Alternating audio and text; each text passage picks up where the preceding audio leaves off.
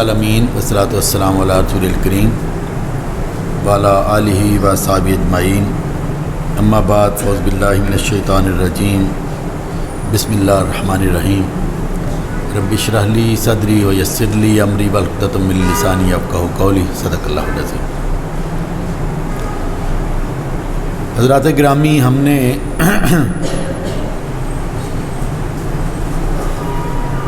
پچھلے سے پچھلے خطبے میں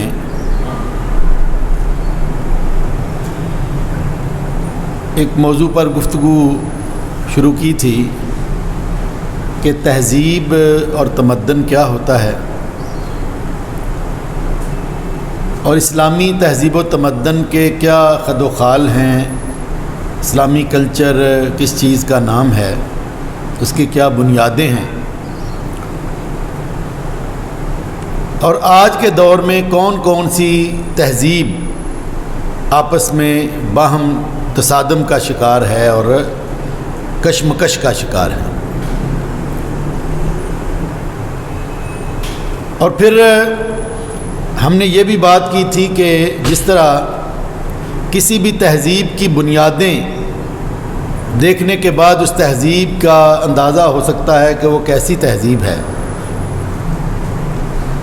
اسی طرح آج کی جو غالب تہذیب ہے دنیا میں، جس کو ہم مغربی تہذیب بھی کہتے ہیں، جس کو ہم مغربی کلچر بھی کہتے ہیں، جس کا جادو آج سر چڑھ کر بول رہا ہے، جو معیشت کے میدان میں بھی پوری دنیا جس کی پیروی کر رہی ہے، معاشرت کے میدان میں، سیاست کے میدان میں، عدل اور قانون کے میدان میں، تعلیم کے میدان میں، انفرادی طور پر، اجتماعی طور پر اس وقت پوری دنیا بشمول مسلم دنیا وہ اسی مغربی تہذیب کے چنگل میں پھنس کر مسلسل اس کے مطابق جو ہے وہ آگے بڑھ رہی ہے،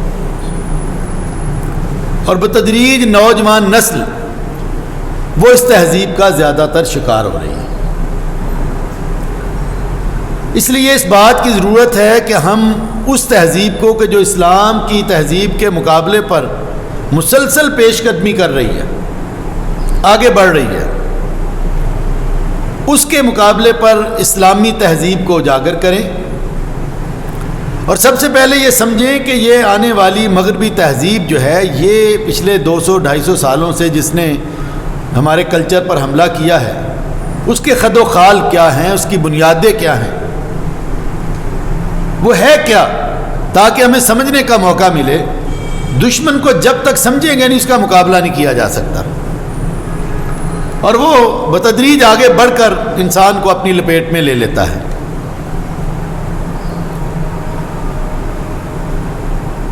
آج سے کوئی تقریباً 400-500 سال پہلے یورپ کی کیفیت اس طرح تھی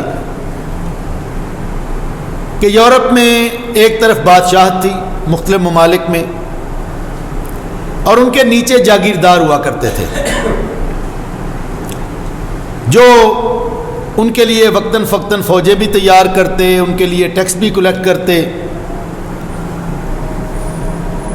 اور گویا کہ یہ جتنے بھی عوام تھے وہ ان دو طاقتوں کے نرغے میں تھے، کسان، مزدور، عام دکاندار، عام صنعت کار۔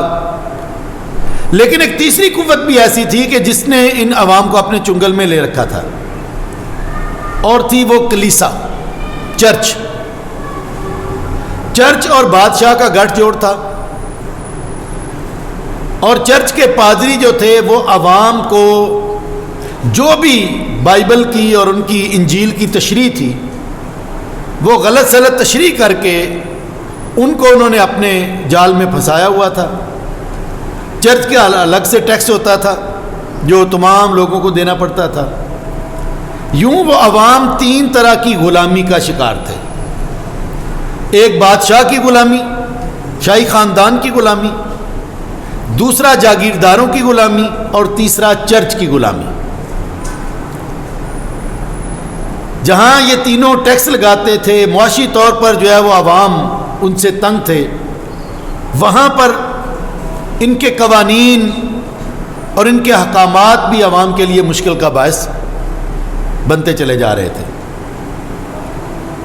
یعنی صورتحال یوں تھی کہ گیلیلیو کا نام بڑا معروف ہے، جس نے اٹلی کا تھا، سائنٹسٹ گزرا ہے کہ جس نے یہ نظریہ پیش کیا کہ زمین گردش کرتی، زمین جو ہے وہ سورج کے گرد گردش کرتی ہے۔ اب جب اس نے یہ نظریہ پیش کیا تو کلیسا کے پادریوں نے اس کو طلب کر لیا اور اس سے کہا کہ تم نے انجیل سے ہٹ کر ایک نظریہ پیش کیا ہے تو یہ گویا کہ غیر مذہبی اور حضرت عیسیٰ کی تعلیمات کے خلاف ہے۔ اس نے کہا جی میں نے تو سائنس کے جو مجھے سمجھ میں آئی ہے میں نے وہ کام کیا ہے۔ انہوں نے کہا نہیں، انجیل کہتی ہے کہ سورج حرکت کرتا ہے اور زمین ظاہر حرکت نہیں کرتی، زمین ساکن ہے، تو اس لیے آپ یا تو اس نظریے سے اپنے آپ کو برات کا اعلان کریں یا پھر سزا کے لیے تیار ہو جائیں۔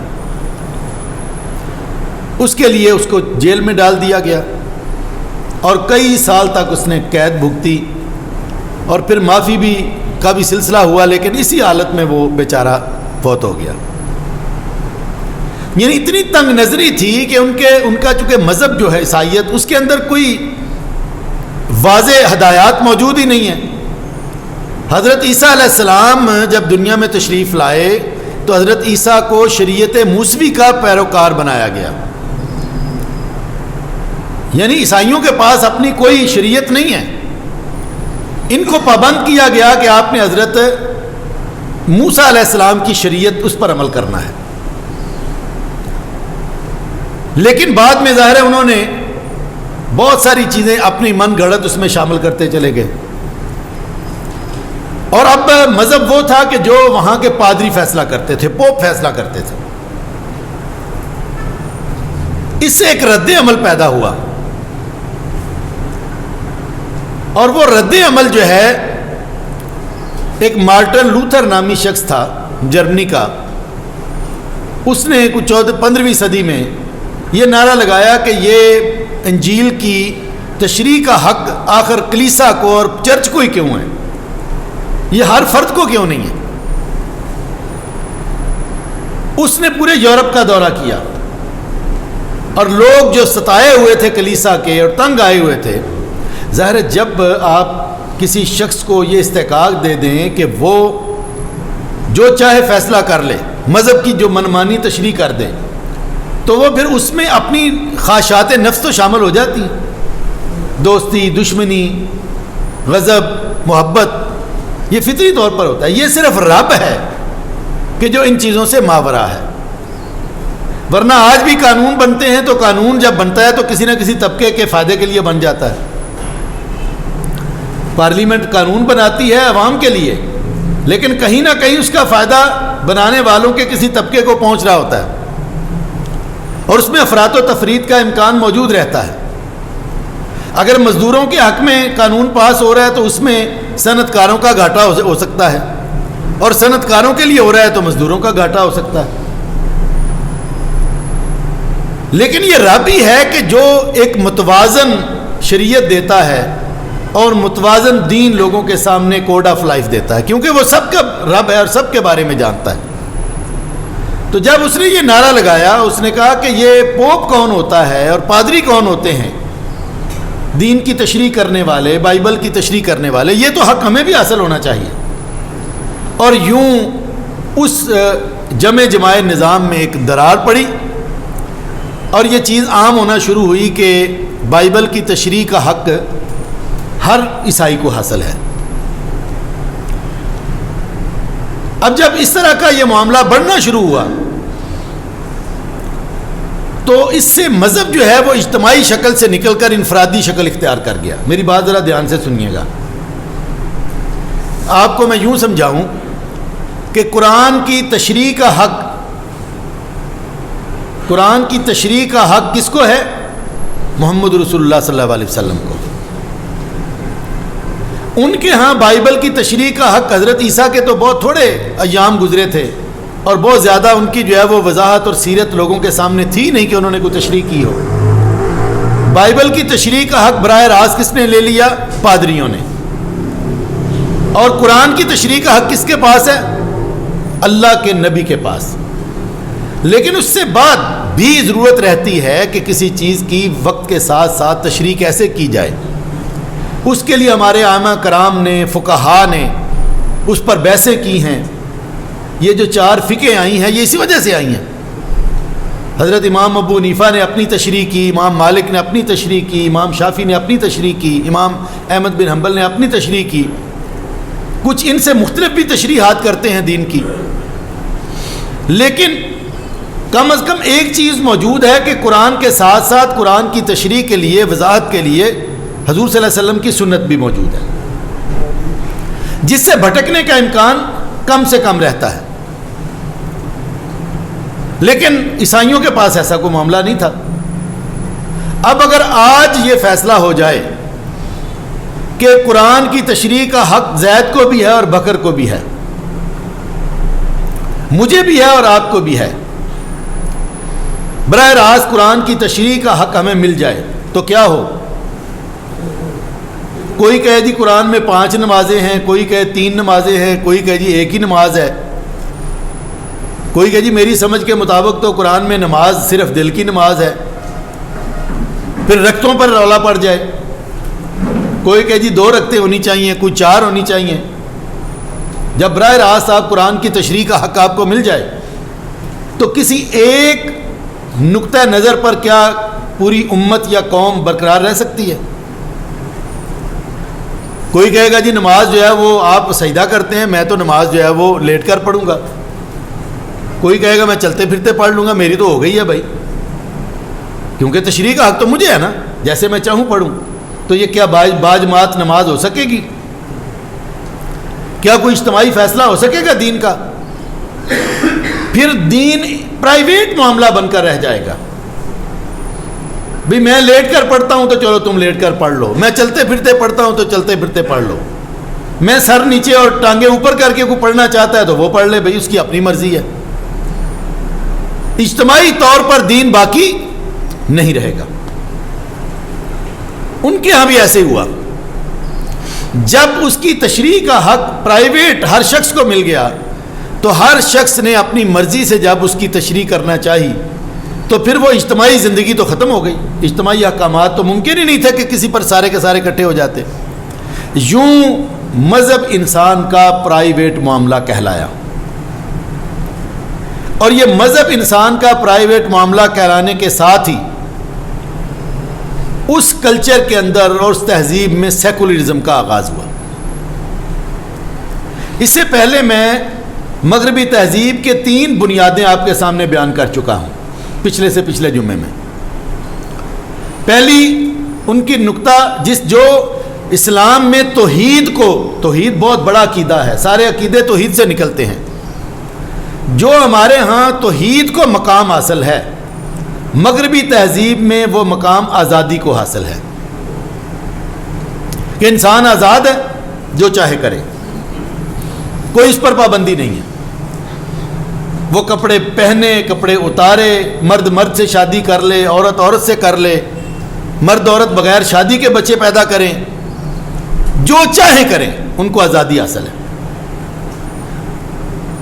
ہم توحید کا اتنا اسلام میں خیال نہیں رکھتے جتنا وہ آزادی کا خیال رکھتے ہیں اپنے اس کلچر میں. تو یہ ان کا پہلا نقطہ ہے جس پر ان کا پورے کا پورا نظام گھومتا ہے. یہ انسانی حقوق، یہ عورتوں کے حقوق، یہ فلاں کے حقوق، یہ یہاں سے یہ آزادی کا تصور جو ہے وہ بہت کچھ آگے پھر بڑھا لیتا ہے. اور دوسرا جو تصور میں نے آپ کے سامنے پیش کیا تھا ان کا، وہ تھا مساوات، کہ سب انسان برابر ہیں، سب انسان برابر ہیں، مرد عورت مذہب یہ وہ سب، اور سب کام بھی برابر ہیں، سب عادتیں بھی برابر ہیں، سب کو اپنے اپنے مزاج کے مطابق زندگی گزارنے کا حق ہے، سب کو اپنی اپنی عادتوں اور اپنے اپنے کلچر کے مطابق زندگی گزارنے کا حق ہے. اگر کوئی مسجد بنانا چاہتا ہے تو وہ بھی اتنا ہی محترم ہے قانون کی نظر میں جتنا کوئی شراب خانہ بنانے والے کا احترام ہے. بات سمجھے کہ نہیں؟ مساوات ہے. میں نماز پڑھنا چاہتا ہوں، بسم اللہ پڑھیں. میں شراب پینا چاہتا ہوں، جناب پڑھیں، بالکل آپ کو استحقاق حاصل ہے. میں پورے کپڑے پہننا چاہتا ہوں، بالکل آپ پہنیں. یا میں بہت مختصر کپڑے پہن کر نکلنا چاہتا ہوں، آپ نکلیں. قانون کو اس پر کیا اعتراض ہے؟ سب برابر ہیں. تو بظاہر مساوات کا تصور تو بڑا ہی حسین اور خوبصورت ہے، لیکن اگر اس کی آگے تفصیلات میں جایا جائے تو کسی محلے میں اگر کوئی مسجد بنانا چاہتا ہے اور ساتھ ہی کوئی بدکاری کا اڈا بنانا چاہتا ہے، جسم فروشی کا اڈا بنانا چاہتا ہے، تو قانون کی نظر میں دونوں ہی محترم ہیں. مساوات ہے. یہ ہے مساوات کا تصور، جو دوسرا ان کا بنیادی تصور ہے مغربی تہذیب کا. اور تیسرا تصور یہ ہے عوام کی حاکمیت، کہ سب چونکہ آزادی ہر فرد کو، لیکن مسئلہ یہ ہے کہ ہر فرد اگر اپنی آزادی کا استعمال کرے گا تو کسی دوسرے کی آزادی اس کی زد میں آ جائے گی. یعنی ایک بندہ جو ہے وہ اگر بازو گھما رہا ہے بازار میں تو کسی کی ناک پر مکہ لگ گیا تو وہ کہے گا مجھے تو حق حاصل ہے جی میں بازو گھماؤں، لیکن اتنا ہی حق دوسرے کو بھی ہے کہ اس کی ناک محفوظ رہے. اس کے لیے پھر ایک نئی چیز پیدا کی گئی کہ لوگوں کو آزادی کا تحفظ دینے کے لیے اور پہلے سے زیادہ آزادی بڑھانے کے لیے کہ کہیں آپس میں دست و گریبان نہ ہو جائیں، ان سب کو اکٹھا کر کے ان سب کی ول ایک جنرل ول کے اندر داخل کر دی جائے اور ایک حکومت بنائی جائے لوگوں کی رائے کے مطابق. جمہوریت، لوگ اپنی رائے دیں اور کسی پارلیمنٹ کو، کسی بادشاہ کو استحقاق دے دیں کہ وہ ہماری آزادی کو پہلے سے کیسے بہتر بنا سکتا ہے، ہمیں آزادی کو زیادہ سے زیادہ کس طرح جو ہے وہ انجوائے کروا سکتا ہے. یہاں سے جمہوریت پیدا ہوئی. لیکن یہ جو جمہوریت پیدا ہوئی اس میں سب سے بنیادی اختیار کس کے پاس ہے؟ عوام کے پاس. عوام شراب کو جائز کر دیں، عوام شراب کو ناجائز کر دیں. وہ خنزیر کو جائز کر دیں، وہ خنزیر کو ناجائز کر دیں. یہ ان کا استحقاق ہے. عوام کی حاکمیت. مغربی معاشروں میں ایک ڈیمانڈ پیدا ہوئی کہ شادی کے بغیر بچے پیدا کرنے کی اجازت ہونی چاہیے. حکومتوں نے کہا یہ کیا بدتمیزی ہے. انہوں نے کہا بھائی یہ ہماری آزادی ہے، آپ کو کیا اعتراض ہے اس پر؟ آزادی چونکہ وہاں پر عقیدے کی حیثیت رکھتی ہے. انہوں نے دوسری پارٹی نے نعرہ لگایا کہ جی ہمیں آپ ووٹ دیں، ہم آپ کی یہ آزادی دیں گے. انہوں نے ان کو ووٹ دیے، وہ حکومت میں آ کر انہوں نے ان کے حق میں قانون سازی کی، شادی کے بغیر بچے پیدا کرنے کی اجازت ہو گئی. پھر کچھ وقت گزرا، انہوں نے کہا جی مرد کو مرد سے اور عورت کو عورت سے شادی کی اجازت ہونی چاہیے. حکومتوں نے کہا یہ کیا بدتمیزی ہے. انہوں نے کہا جی یہ ہمارا حق ہے نا، ہمیں چاہیے، آپ کون ہوتے ہیں روکنے والے. کچھ لوگوں نے کہا جی اگر آپ ہمیں ہمارے پیچھے چلیں تو ہم آپ کو یہ حق دیں گے. انہوں نے ان کو دے دیا. انہوں نے آ کر ان کو قانون کی دنیا کے 40 سے زیادہ ممالک میں مرد مرد سے اور عورت عورت سے شادی کر سکتا ہے. جتنے مہذب ممالک ہیں جن کے پیچھے آپ پڑھتے ہیں، کہتے ہیں کہ جناب ان سے ہمیں تہذیب سیکھنی ہے، وہاں قانوناً اس کی اجازت ہے.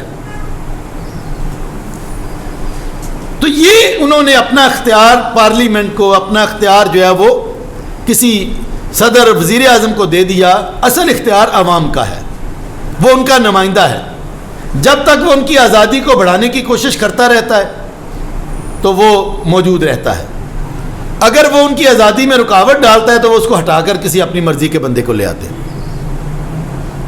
یہ ہے عوام کی حاکمیت، جس میں عوام کو خدا کا درجہ حاصل ہے. حلال حرام جائز ناجائز کا اختیار کس کے پاس ہے؟ عوام کے پاس.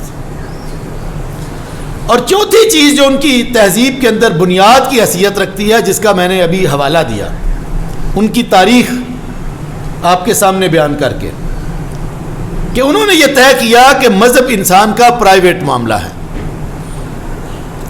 عبادت کرنی ہے ٹھیک ہے اپنے گھر میں کریں، مسجد میں جا کر آپ نماز پڑھیں، لیکن مسجد میں نہ تنگ کریں.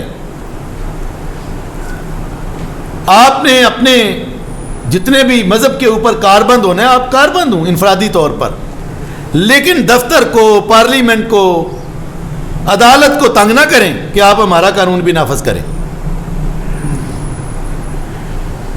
ہوگا وہی جو انسان چاہیں گے، انسانوں کی اکثریت چاہے گی. انفرادی طور پر آپ اپنے اپنے مذہب پر عمل کریں، اجتماعی طور پر مذہب کا نام مت لیں. کسی بھی معاشرے میں اللہ اس کے رسول کو گھسنے کا کوئی حق حاصل نہیں. خبردار جو آپ نے اللہ اور نبی کی بات کی، سیاست میں، معیشت میں، معاشرت میں، عدالت میں، تعلیم میں، اجتماعی معاملات میں کوئی اللہ کا استحقاق نہیں ہے کہ وہ اس میں اپنی مرضی کرے. نبی کا بھی کوئی حق حاصل نہیں ہے اس کو، یہ عوام کو حق حاصل ہے. اسلام کہتا ہے کہ خنزیر حرام ہے، عوام کہتے ہیں کہ خنزیر کھانا جائز ہے، تو قانون بنے گا کہ خنزیر ٹھیک ہے، اس کو کھائیں، موج کریں. رب اور اس کا رسول کہتا ہے کہ شراب حرام ہے، عوام کہتے ہیں کہ شراب جائز ہے، اس لیے شراب خانے کھلنے چاہیے. تو بات عوام کی مانی جائے گی. یہ ہے سیکولرزم، لادینیت، جس کو آج ایک بڑا طبقہ پاکستان میں بھی نافذ کرنا چاہتا ہے. یعنی مذہب کو نکال دو. اللہ اس کے نبی کو بالکل دیس نکالا، انہوں نے اللہ کو اور حضرت عیسیٰ کو اپنے معاشرے سے نکال دیا، گرجوں میں محدود کر دیا. گرجوں سے باہر اللہ اور اس کے نبی حضرت عیسیٰ کا کوئی تذکرہ نہیں. بالکل اسی طرح مسلمان معاشروں میں بھی انہوں نے اللہ اس کے نبی کو نکال دیا. مسلمانوں کے ایک درجنوں ممالک میں قانون سیکولرزم پر مشتمل ہے، جس قانون میں قرآن و سنت کو کوئی حیثیت حاصل نہیں. انسان جو چاہیں گے ہوگا. اور ظاہر ہے کہ طریقہ کار اس طرح کا ہے کہ آگے وہ طبقہ ہوتا ہے کہ جو مغرب کا پروردہ ہوتا ہے، اور وہ اسلام کی ایک ایک چیز کو نکال باہر پھینکتا ہے. تو یہ سیکولرزم، لادینیت، یہ ان کا چوتھا ستون ہے اس مغربی تہذیب کا. اور پھر اگلا مرحلہ لبرلزم کا ہے. یعنی سیکولرزم سے ایک ہاتھ آگے بڑھ کر لبرلزم. لبرلزم کیا ہے؟ چونکہ فرد آزاد ہے، ایک فرد آزاد ہے نا جی ان کے قانون کے مطابق، لہذا خیر اور شر کا پیمانہ فرد ہے. خیر اور شر کا، حلال اور حرام کا پیمانہ فرد ہے. اس لیے خدا کون ہوا؟ فرد ہوا. خدا فرد ہے، وہ اوپر بیٹھا خدا نہیں ہے، خدا انسان ہے. آپ انسان کی مرضی کے مطابق زندگی گزار سکتے ہیں، خدا کی نہیں. لہذا اگر عوام کی اکثریت بھی یہ چاہے کہ وہ رب کے مطابق قانون بنانا چاہتی ہے تو اس کو استحقاق حاصل نہیں. بات سمجھے کہ نہیں؟ یہ سیکولرزم سے ایک درجہ آگے بڑھ گئے. وہ کہتے ہیں جی عوام کو حق حاصل ہے، جو چاہے کریں.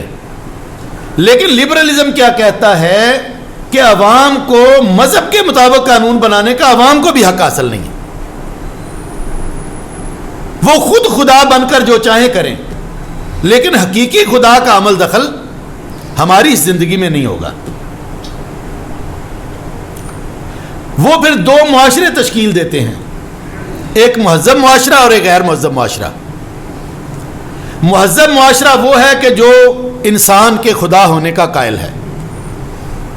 آپ غیر مہذب معاشرہ ہیں، افغانستان، عراق، فلپائن غیر مہذب معاشرہ ہے.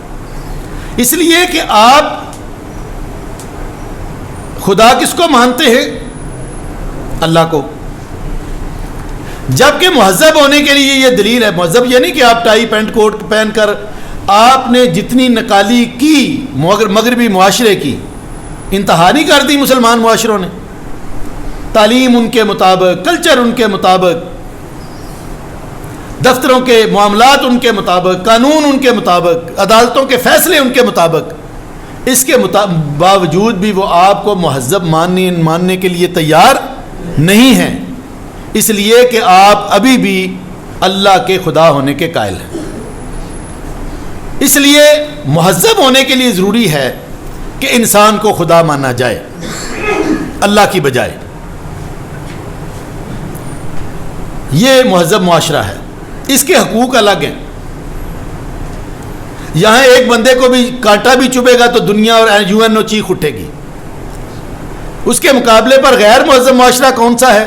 جو اللہ کے خدا ہونے کا قائل ہو، لبرلزم کو نہ مانے، تو ان کے حقوق کوئی نہیں۔